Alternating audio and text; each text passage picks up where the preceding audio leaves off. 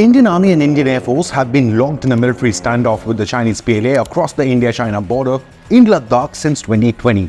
But now, reports suggest China is contemplating backing off and pulling back its troops to normalize relations with India. This may set the stage for a highly significant bilateral meeting between Prime Minister Modi and Xi Jinping, either at the BRICS summit in Kazan, Russia, or the sidelines of the G20 summit to be held in Rio de Janeiro in Brazil in November.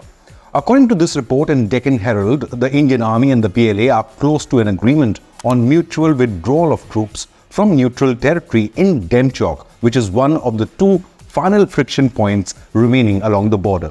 This will leave only Demchok up north as the main friction point, where according to reports, the PLA is well dug in. Earlier, Chinese troops had pulled back from Gogra Hot Springs neutral zone in September 2022. While there is hope, the fact remains that after 4.5 years of border face-off and 31 rounds of talks, till today, there has not been a lasting border solution.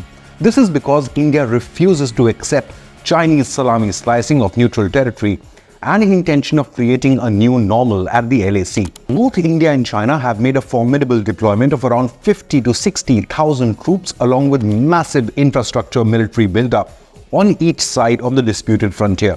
The threat of a full-blown conflict looms large simply due to the close proximity of such heavy deployment of troops, which increases the chances of a deadly mishap or an unintended encounter.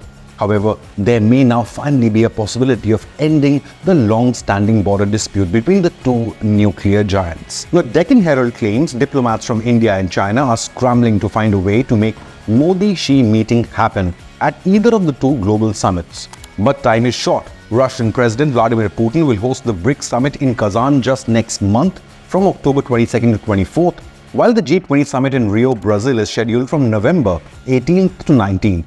Modi and Xi have not engaged in formal bilateral meetings since the Galwan Valley clashes in 2020, when the Chinese PLA attempted to unilaterally change the status quo along the LAC.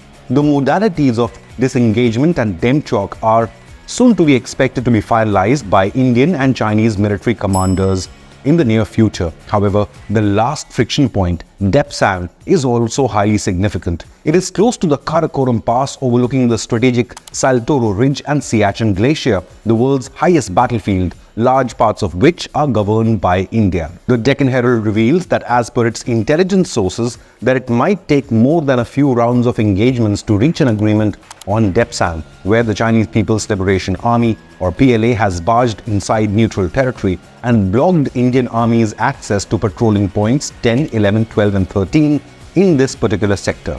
Meanwhile, China is ramping up infrastructure and activities and building a series of settlements or border villages in Tibet, which it calls Xiaokang or border guardians, to further gain control of the hotly contested border with India.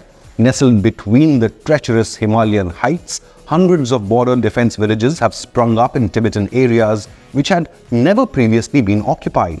China is also threatening India's security by constructing a 400-meter bridge over the Pangong Tso or Pangong Lake, just a few kilometers away from the LAC, boosting the movement of Chinese forces. Now, satellite images have also revealed massive Chinese military construction, including underground bunkers and headquarters on the northern bank of Pangong Lake. Meanwhile, diplomatically too, China continues to provoke. CCP has often used the Tibet card to claim Indian state of Arunachal Pradesh and even imagined new names for it. But since 2020, India has adopted a bolder stance against Chinese aggression. A few days back, Prime Minister Modi called out Chinese expansionism in ASEAN during his visit to Brunei and Singapore. India is aiming to make serious inroads in what CCP believes is China's sphere of influence. While New Delhi has imposed a ban on Chinese visas and direct flights, External Affairs Minister Jaishankar has also declared that any investment from China to India will be subject to strictest scrutiny. New Delhi has rejected any Chinese provocations in Arunachal and in turn restored 30 ancient names for places inside Tibet, which existed since before the Chinese military occupation of the country in 1950s. Jaishankar has also held two meetings with Chinese FM Wang Yi, first at the SCO summit in Kazakhstan and then an ASEAN meeting in Laos. In both occasions, India reiterated that India-China ties cannot return to normal unless China respects all previous border agreements and respects the line of actual control. While China often bullies its smaller neighbors in the South China Sea by using weapons or water cannons or brute force, the PLA has not attempted any such misadventure against Indian military since 2020. Chinese Foreign Minister Wang Yi, during a meeting with India's National Security Advisor Ajit Doval on the 9th of July, expressed readiness to join hands with New Delhi to properly handle issues related to border areas. While Chinese commentators have blamed India for the military build-up and border tensions, the very fact that the PLA is close to pulling back its troops is an indication and acceptance that Chinese bullying will not work against India, a country that will soon soar to become the world's third largest economy, with one of the world's largest standing armies. Prime Minister Modi's government has always advocated that peace at the border will lead to normalcy across all sectors of India-China relationship. But it remains to be seen if an agreement on Demchok can be reached before a possible Modi-Xi meeting later this year.